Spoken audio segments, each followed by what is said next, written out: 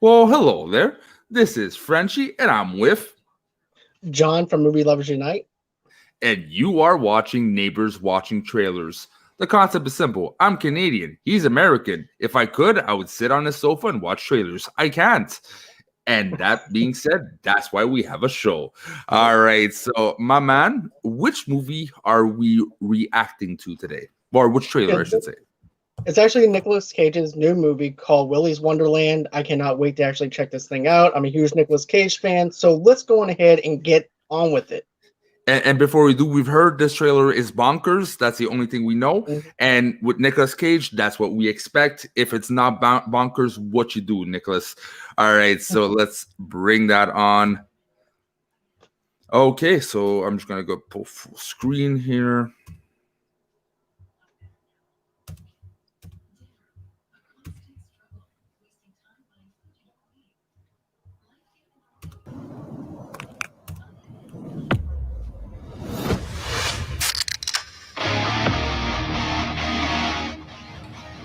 All right. Welcome to Willy's Wonderland. Spend the night cleaning Willy's Wonderland, and I will pay to have your car fixed. Deal? All right, Nicolas Cage. He's so awesome. On staff. Let's get the hell out of here.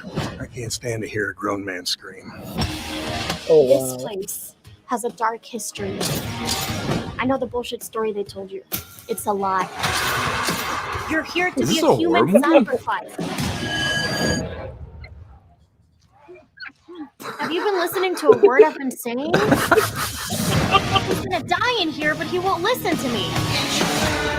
Okay. He probably knows what's gonna happen.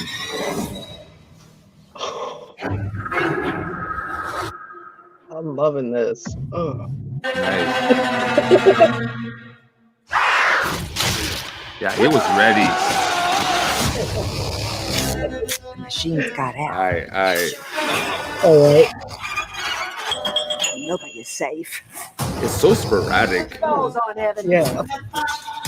We're going to Willy's. Oh, I like that. I'm trapped in here with them. They're trapped in here with him. All right. It's not as cheesy as I thought it was going to be. Same.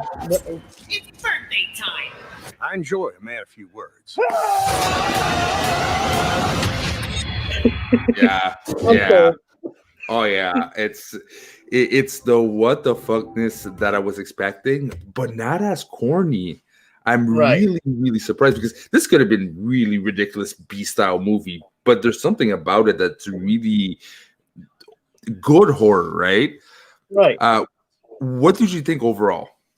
Okay, so going into it, it has like a Rob Zombie kind of flavor to it with the film style and the directing of it. Mm-hmm. That 1970s kind of flavor where Nicolas Cage actually has to watch over this theme park or whatever it is and just to be a caretaker for it, and then he gets paid for it, of course. And it also has a Five Nights at Freddy's kind of vibe, though, too, at the same time. It kind of felt like, yeah, they took that script because I know the movie was supposed to be made. I'm not sure what happened to it, if it's still in production, but it kind of felt like originally was the Five Nights at Freddy's adaptation for sure. Right. And I love the whole thing where Nicolas Cage is over there while the kids are trying to tell him about this place, and he's over there just scrubbing the car. That was just Nicolas Cage being Nicolas Cage. But at the same time, and I think I said it, he knows it, right? To be that focused in, and it's so revealing when the first time you see the monster, he's not scared. He's like, finally, motherfucker, I'm ready, you know? So I have a vibe that he probably lost someone to that place, and he took that job purposely to get revenge on those monsters, right? And he's intense at that movie, but I realized, shoot, he didn't say a word. No. This is more like No, because acting is 99% of just, glancing reactions, basically. Mm. Dialogue is fine, but the way you can tell a story through the character is through the way the character is actually looking at something. You can definitely tell that maybe this is actually a revenge plot. Yeah, he was expecting them to come alive. Not only that, but I mean, yeah, it could come off as very cheesy if you actually think about it. Because think of it, it's stuffed animals that's actually coming alive. So they could actually just done like stuffed animals just coming alive, but this is like animatronics kind of level stuff and everything instead of CGI, which is something I definitely appreciate because of the fact that CGI has been done over and over again. It's just good to see something that's more practical with this. And Yeah. Nicolas Cage, I'm sold. Yeah, because CGI, as much as is useful for a lot of types of movies, I find for horror movies, it's rarely well used. Right. Horror movies and movies that you're supposed to feel something awkward, there's something you can't replace a real thing. And as well, one thing I realized, the angles of how it's shot, sometimes there's like this crookedness, right? It looks to really try to unbalance you from the get-go, and it really works. I honestly, if I can put on a scale to 10 where 1 is low, 10 is high, I'm actually a 9 out of 10 excited out of this. I'm actually like a 9.9 out of 10 for this. Okay, so this is like, if it'd be streaming, I'm like, okay, screw the trailer show. I'm watching that movie. Exactly, because just on the trailer alone and like the first setup of it, and then him putting on the shirt alone, and then him just doing his Nicolas Cage vibe type thing, and watching these monsters just come alive, I was sold from the get go on that because it had that Rob Zombie flavor. The only thing I say I'd kind of like is the supporting cast, the kids. For me, like right from what I saw, and it was in the trailer, it was okay. Obviously they're gonna get overshadowed. It's fucking Nicolas Cage, Right. But that didn't jive with me 100%. So that's why for me I'm at a 9. I'll see what the supporting cast is. But it's usually for those kind of horror movies, it's a very low budget. Nicolas Cage is not known for big expensive movies anymore.